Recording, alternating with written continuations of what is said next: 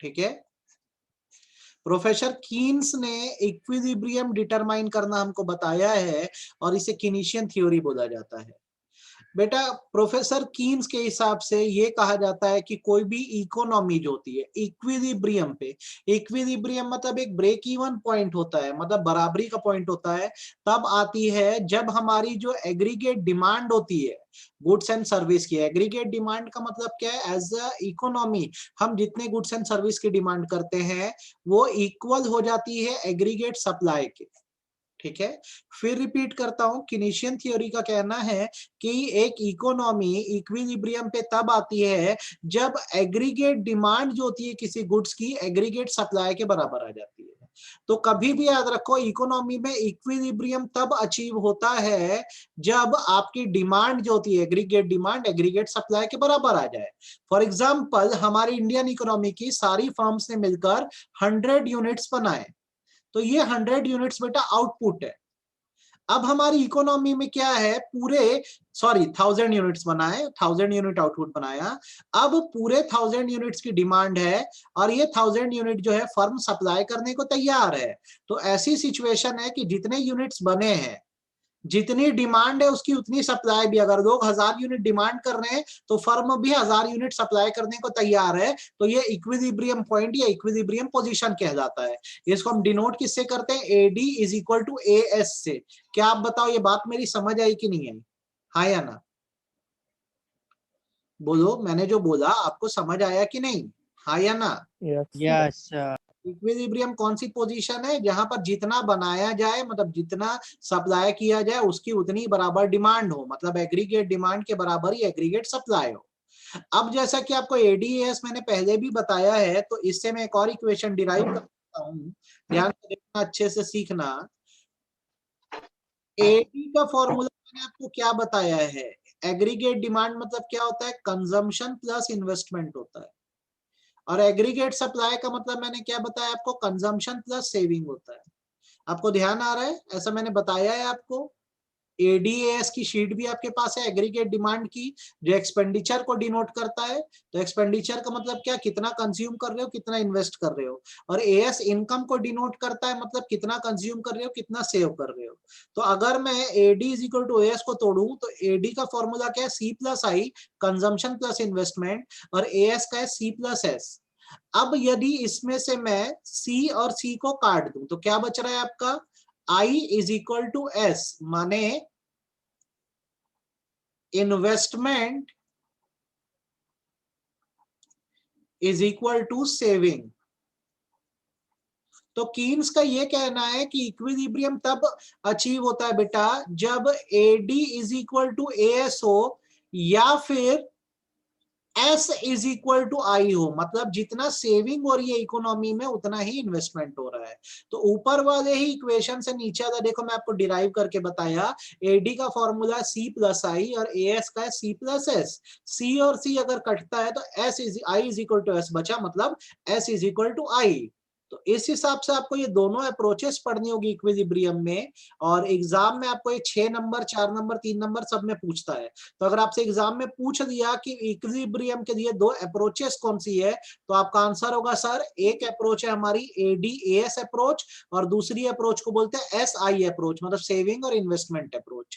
दो अप्रोचेस होती है इक्विलिब्रियम को डिटरमाइन करने की। हैंड रेस करो अगर मेरी कहीं इतनी बात समझ आ गई है आपको, तो हैंड रेस करो अगर आपको मेरी इतनी बात समझ आ गई है जो मैंने बोली आपको।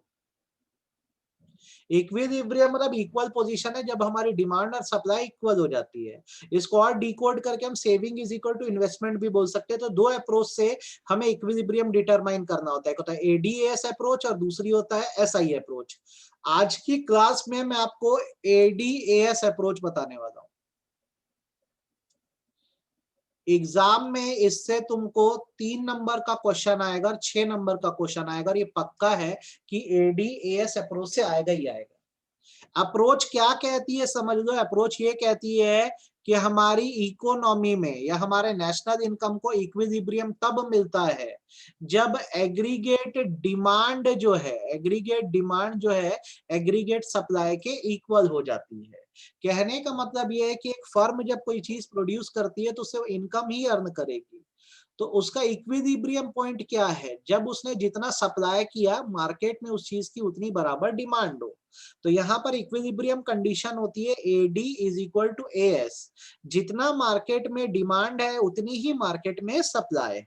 ठीक है, डिमांड कौन करता है? House hold. सप्लाई कौन करता है? फर्म। तो जितना हाउस होल्ड डिमांड कर रहा है फर्म उतना सप्लाई करने को तैयार है।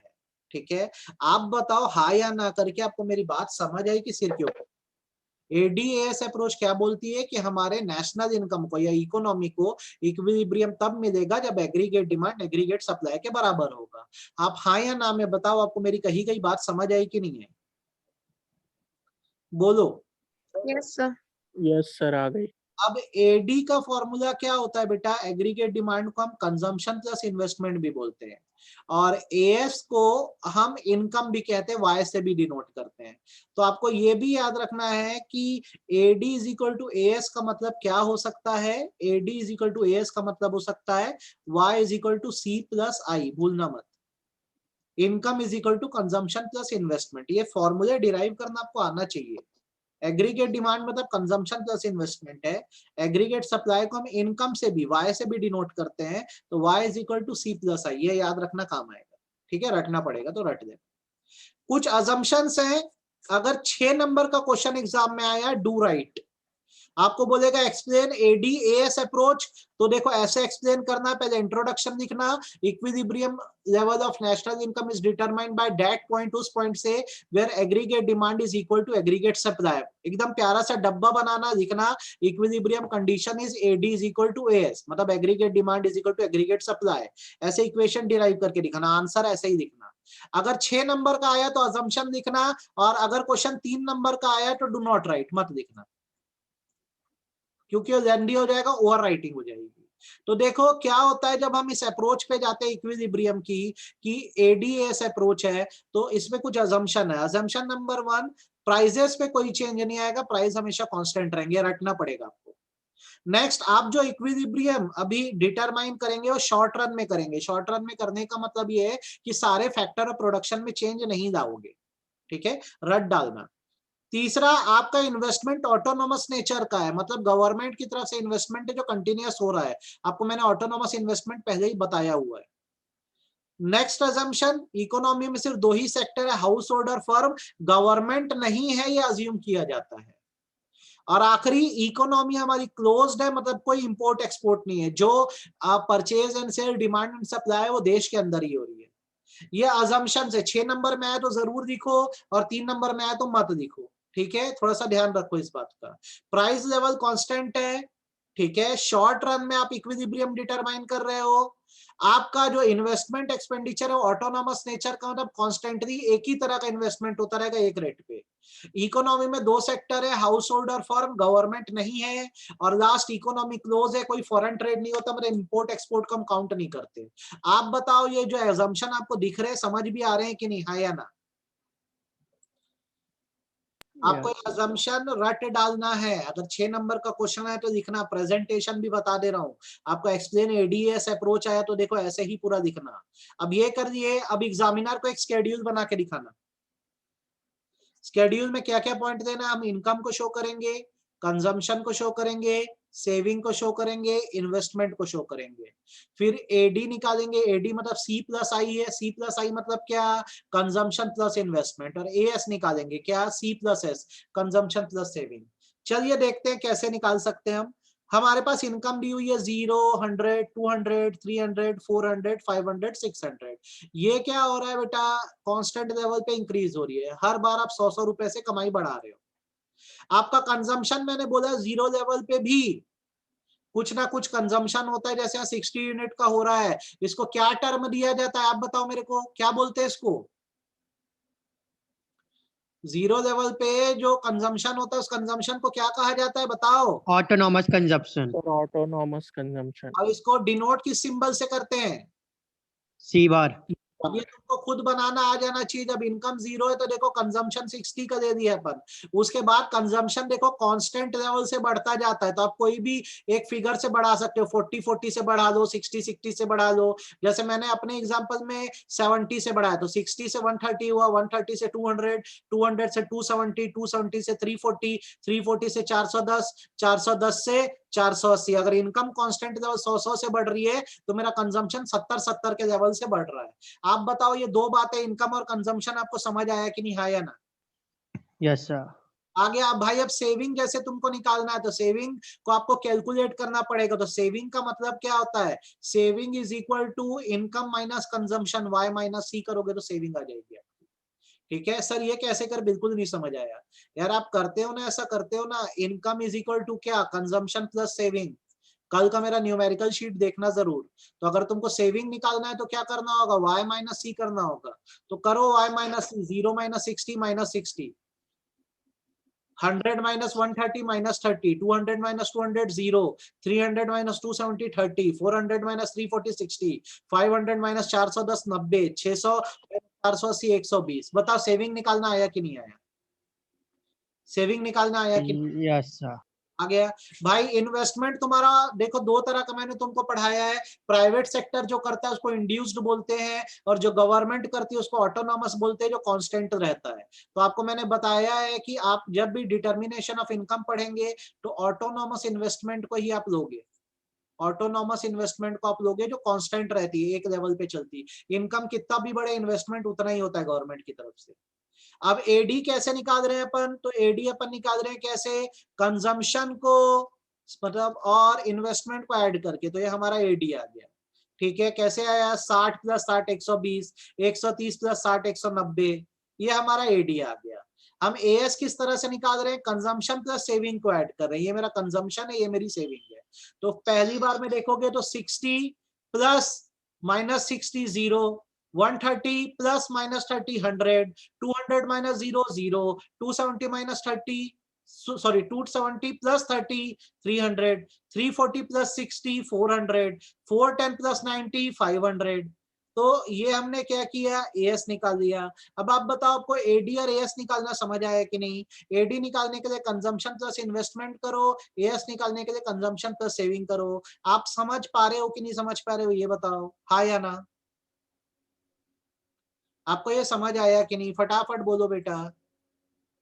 अब आप बोल रहे हो जैसे आ गया। अब मेरी बात को बहुत ध्यान से सुनना। यस एएस को हम ना इनकम से भी डिनोट करते हैं, तो हमेशा याद रखना जो आपका इनकम का लेवल होता है, जैसे 0 100 200 300 4, सेम एएस एग्रीगेट सप्लाई का भी वही लेवल होता है। हमेशा याद रखना एएस किसको डिनोट करता है, इकोनॉमी में इनकम को डिनोट करता है। ये बात ध्यान रखना। अब चलो आगे तुमको सिखाता हूँ। अब यहाँ पर तुम जब एडीएस देखोगे तो एक ऐसा पॉइंट है बेटा जहां पर एग्रीगेट डिमांड जो है एग्रीगेट सप्लाई की इक्वल हो गई है। आप भी जब बनाओगे ना ऐसा स्केड्यूल तो इसको मार्किंग कर देना। एक ऐसा पॉइंट आया है जहां पर AD is equal to S हो गया है, याद रखना ये हमारा इक्विलिब्रियम पॉइंट है। Am I clear?